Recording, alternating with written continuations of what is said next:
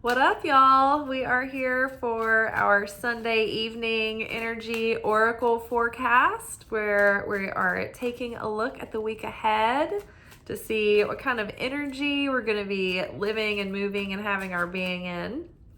It's sort of like the spiritual weather forecast for the week.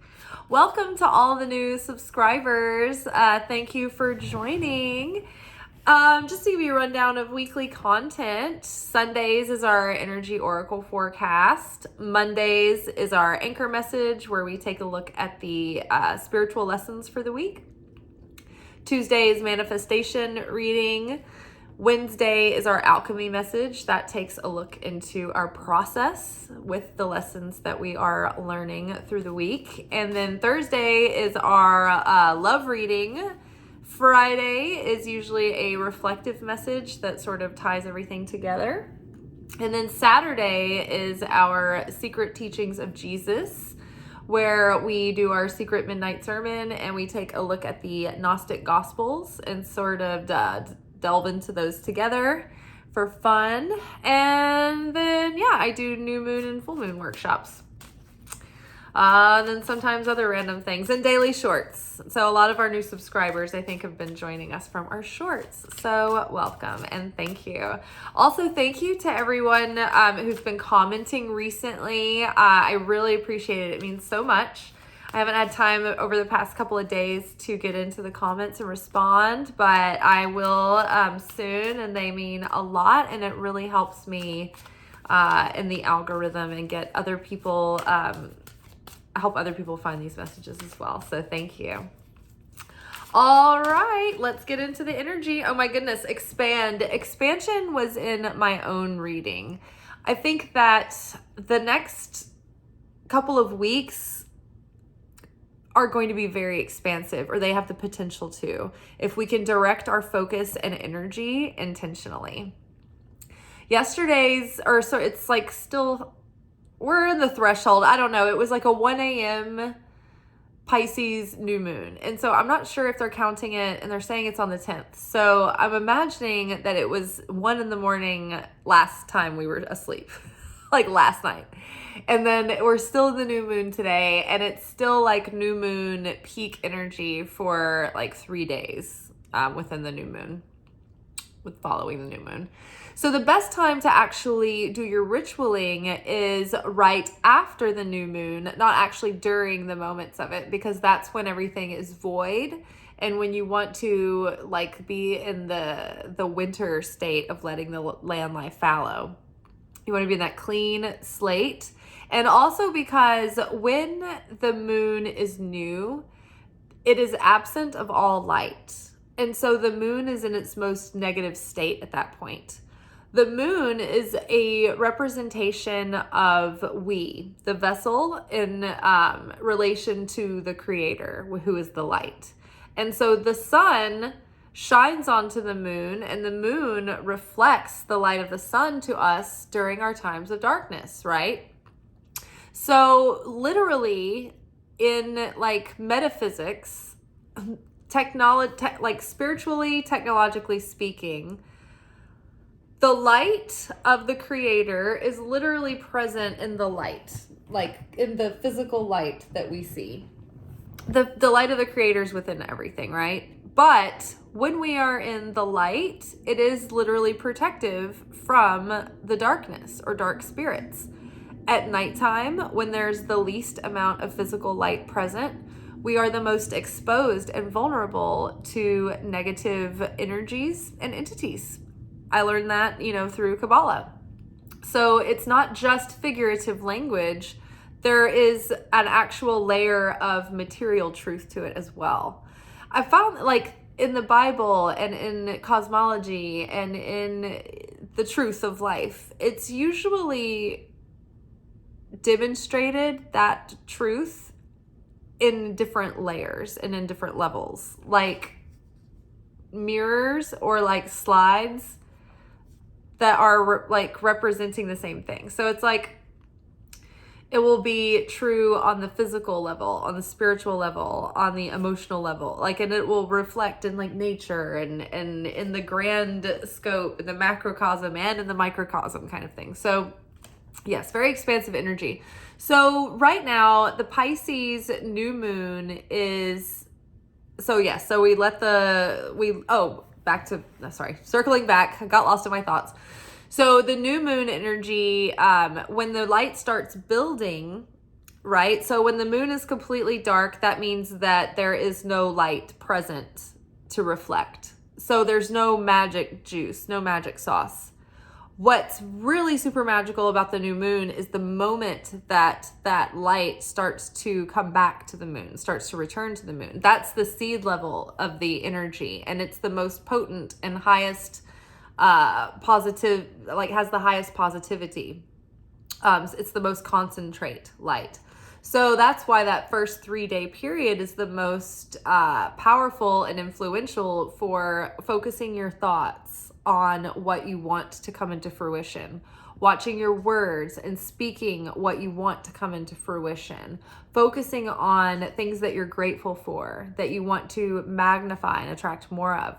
All of that is it's the most powerful to do that and to take those like inspired actions. Do the journaling, do the ritualing on those during those first 3 days, because that's the most potent seed level energy, and that's going to be planted. That's not only going to be playing out for the next 30 days, but for the next 6 months until the corresponding full moon in Pisces brings it to the culmination.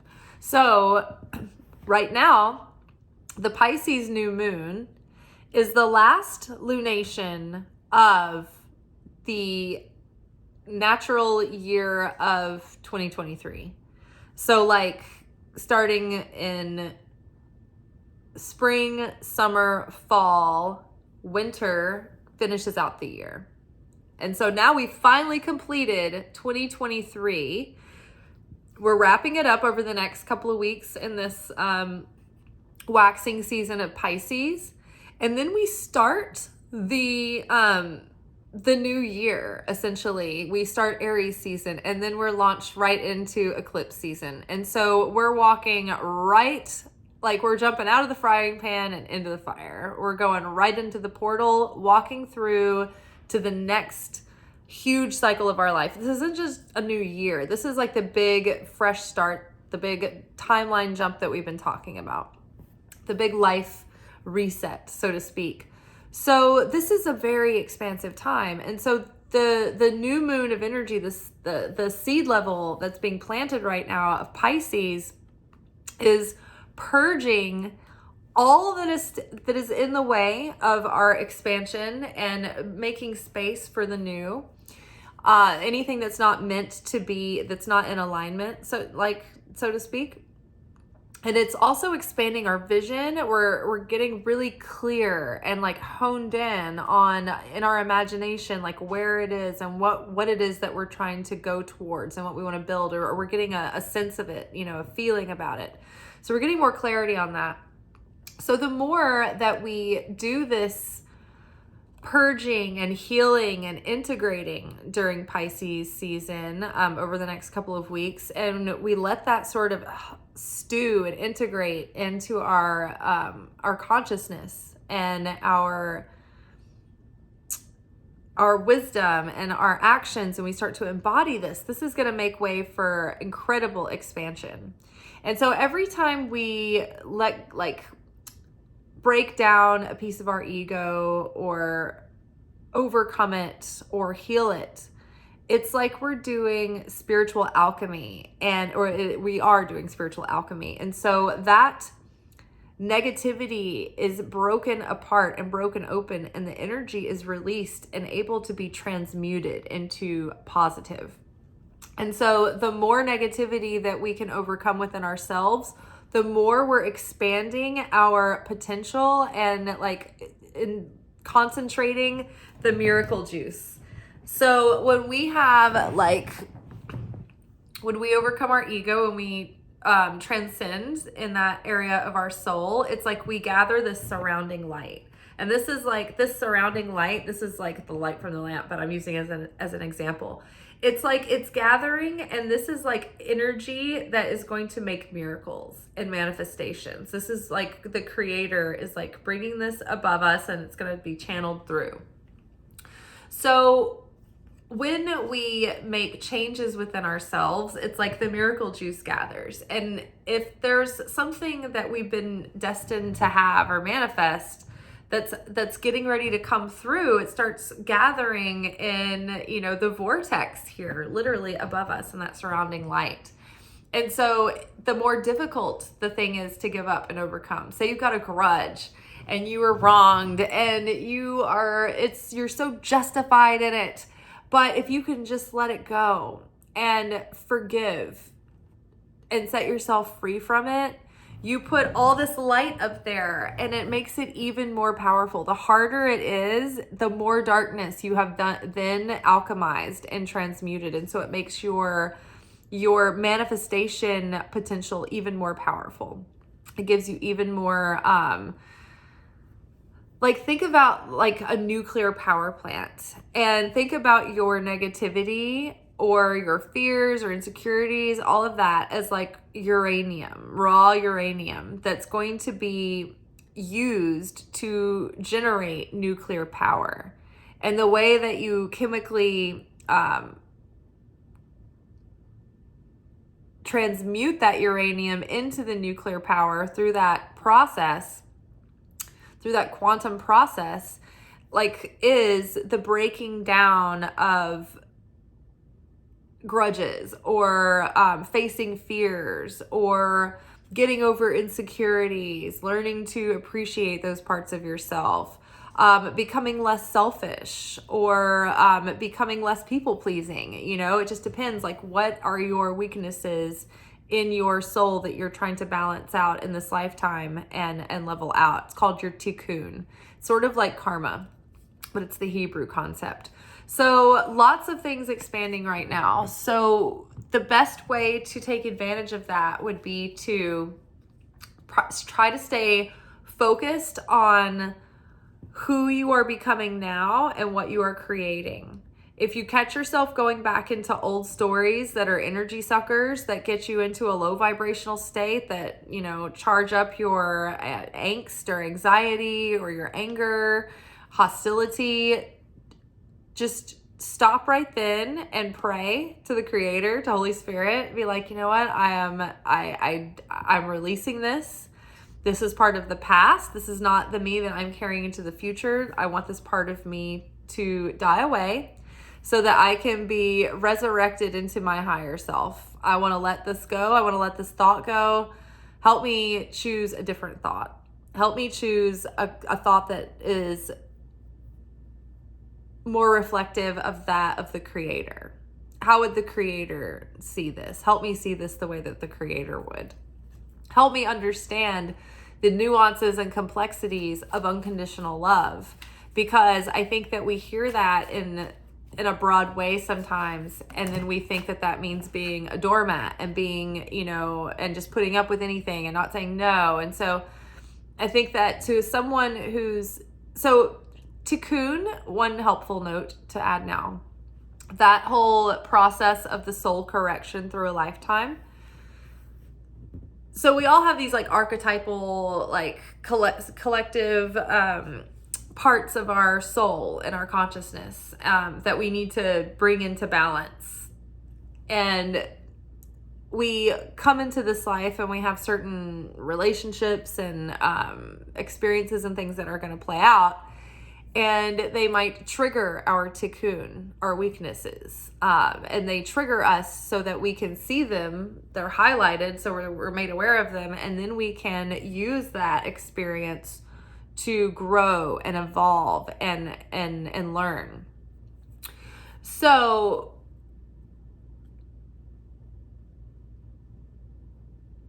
there's two types of tikkun if you separate them into the core main categories. You either have a tikkun of judgment or mercy. Now this corresponds to the tree of life. You know what? Do we have chart? Chart is handy and close by. We're deploying chart. We didn't have our secret teachings of Jesus video last night. So it's like, this is chart's weekly appearance. So this is the tree of life. This is the map of the universe, the map of the human soul, the blueprint of creation, the macrocosm, the microcosm. This is the Godhead. This is all the governing forces that make up God. And so when I say, when we're bringing the different governing parts of our soul into balance, these are those archetypal dimensions of consciousness and manifest traits of God, all like separated out, like you would take white light, put it through a prism, and then it becomes the rainbow. It becomes like violet, indigo, green, same concept. So there's three columns here. There's the right column energy, which is the masculine energy, which is positive energy, which is the column of mercy. You have the left-hand column, which is the feminine column, which is the negative column, which is the column of judgment. Positive and negative as in electricity, electrical charge. The central column is your neutral. This is the neutral column. This is where things are brought into balance. And so if you are in the neutral column, then that causes your consciousness to elevate and to ascend.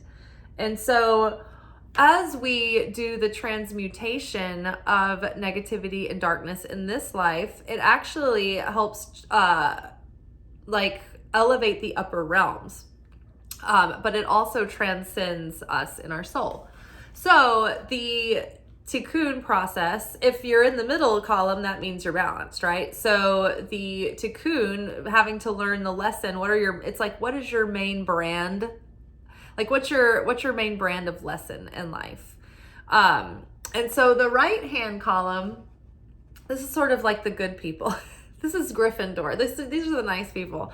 This is the good guys. I'm kidding about that. And we're all the same amount of good guys and bad guys. But this is kind of like Gryffindor. This is like the side of, this tends to be people who are overly people pleasing. They err on being a little bit too merciful, too kind, and so they can be a bit taken advantage of or pushovers, or they can overgive to the point where it causes issues for other people. Maybe takes away from their process and it takes away from them becoming stronger or whatever in some way. So the tikkun of mercy, they can tend to lose themselves and self-abandon because they're always worried about serving and giving to others, which is good, but there needs to be balance there too. And the consciousness needs to be right, because if the consciousness is coming from a place of I need to earn love, or I don't deserve, or everybody else is important and not me, or if there's some kind of weird ego attachment to it, then it will drain you of your energy. But if you are sharing because you're like being led by the creator, you have more than, you're overflowing and you're sharing for the sake of overflow, good for all, that's different. It's a different state of consciousness. To get nothing in return, just to share for the sake of goodness. But even then, one has to be careful, because if we receive that which we have not earned, it causes a phenomena called bread of shame. So we don't want to get too sidetracked. But the mercy tikkun is the overgiver, the people pleaser, to be overtly simplistic about it. The side of judgment is the people who they lean to the side of selfishness. They're self-centered to a degree that it's not healthy. It's not just like loving yourself and being deserving and worthy. It's like beyond that. It's like taking energy. These are people who are literal takers, like right out in the open. They're greedy. They grasp for power. Not to say you can't have material abundance, but like it's, the difference between just wanting, but then like wanting what's not yours also. These people have, they're more manipulative or in that way and dishonest. They could be like the more narcissistic types, which is classic because the narcissistic types usually find the empaths who are the overgivers and they feed off of them like energy vampires. So yeah, so now you know what I mean, like Gryffindor and Slytherin. So yes, so there you're gonna fall on either side of the column for your either tikkun of judgment or mercy. All right, and so expanding. So lots of potential for expansion right now. Harmony, I love this, and observe. So this ties right into what we were just talking about. Right now, we have an opportunity in this Pisces season to observe our patterns that are coming up, and they're more obvious to us now than ever. So this is also going to add into helping us expand, because a lot of the healing and everything and integration from all that we've learned and all that we've experienced is becoming embodied. But there's still moments where we go back into those default settings and those muscle memories and those reflexes and those trigger moments. And so we need to observe ourselves right now and slow down, especially over the next couple of weeks, where Pisces is helping us do that deep dive and it's helping us make the connections in the unconscious and in the subconscious. What are these patterns that are running? Some of it is just living in our nervous systems at this point, and it's about observing it, witnessing it, pausing, and saying, hold on, this is just my faulty operating system playing out with viruses in the hard drive. So I'm going to stop, I'm going to pause. I'm not going to go into that behavior that I have the urge to do, or that thought loop that I want to think about, or what I want to say and, talk about it ad nauseum. Like, I'm not going to do that. I'm going to stop the behavior. I'm going to pause. I'm going to restrict that. And then I'm going to think, okay, I want to be more like my higher self, because my higher self is a reflection of the Creator's expression through me. So what would my higher self do in this situation? And that way you have sovereignty, you have free will, you get to choose who you are starting to become. And that's very powerful and very intentional and very potent. And so being like that now, breaking those habits before we start this new cycle is very powerful, because we're starting the seed level of this new cycle in a very pure, undefiled, intentionally curated consciousness. And we're trying to grow to be at that resting rate, right? So we're not up and down all the time, but we can be more stable and consistent and constant and eternal, like the Creator. And so this, observing these patterns is leading to so much more harmony and ease, because when we're observing this, basically it's like we're seeing our dysregulated nervous system, and then our attachment styles come out, dysregulated nervous system things.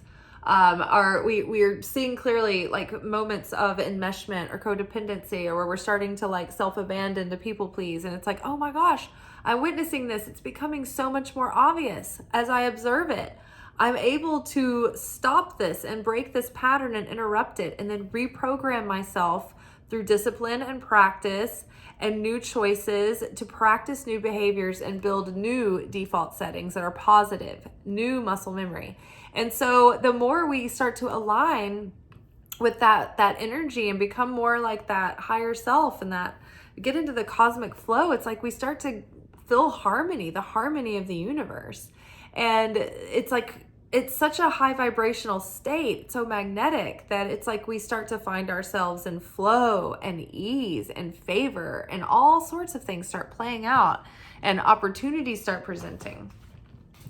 All right, so one more card for the week. Very exciting. I mean, this is like, we're just watching things become easier inside of us. Ooh. Okay, so all this harmony and the expansion and the observation are making it possible to finally have enough stability and security and momentum to start building. This is like, we've been clearing the grounds and doing the big demolition projects and the big overhauls and like remodeling the inside of our soul house for like the last 2 years. We've just been stripping away everything. And now it's like we've gathered our materials and we've gathered our furnishings. And finally, after all this work, we're so tired. It's like, when is anything going to bear fruit? We can finally start building now. This is the year that we start to build this new life. So that's why we want to take our time and choose thoughtfully with intention how we're going to curate this new life. And we've got God here. And so we want to build our house upon the rock. And so we're waiting and we're taking our time and we're confident and certain that God is bringing in all of the beautiful aspects that are going to furnish this new cycle, this new life cycle going forward. And so we're not going to get in any hurry to fill any major voids. If we're looking for a pivot in our career, it's like we are getting really clear about what that is going to feel like, what we want it to feel like and look like, and get clear on what we need and what we're looking for. And, if we're not going to settle for less than that, we're going to be intentional and we're going to be able to hold that space until that moment where we're like, this is it. This is my opportunity. And that thing comes in and works out. And we're going to be glad that we didn't hurry and rush and panic and fill it. And that goes for relationships and buying a house, anything major right now where you're feeling angsty and antsy to want to fill that void. It's like, thank God for the void that's there, that you now have a choice. You have options again. You can take your time and be in faith, knowing that there's no scarcity here. You're not running out of time. The perfect thing is going to come in just the right time. I was talking to somebody the other day. I tend to think in terms a lot of like career opportunities and romance, but even there was just these people the other day that I was talking to. They were at a table and they were in town looking for a house to buy. And they were like getting discouraged. They're like, everything that we want that's in our price range, it's like we make an offer and it's like it's already gone under contract within like that day. And I was like, don't get discouraged, because the exact house that's going to be just right for you guys is going to become available when you're right there to see it. And it's going to wait for you until you get there. And none of the other things are going to work out because those aren't the houses for you. You're going to find out, there was something really annoying or irritating or costly about that place. But the right place, the one that's got all your needs and wants, those little subtleties that you don't even think about, like, this is really what I need.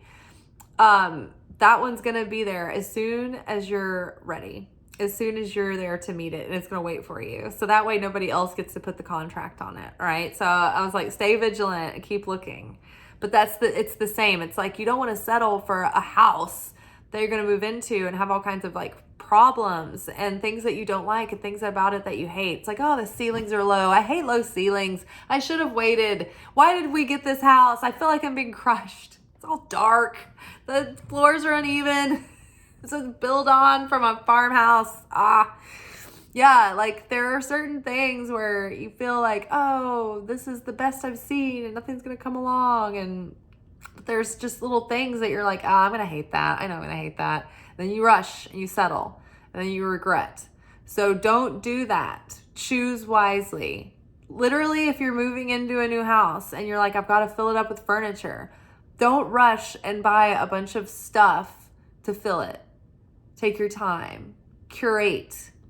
Go to the flea markets, get pieces that are meaningful, that fill you up when you look at them. Don't just like fill and clutter, right? With just like random, pieces of cheap particle board furniture that you're going to end up hating anyway, right? You might find for the same cost somebody getting rid of something on Facebook Marketplace or Craigslist or a garage sale or an estate sale or something. You just never know. So take your time, right? We're starting this new cycle. It's going to be different if we are different.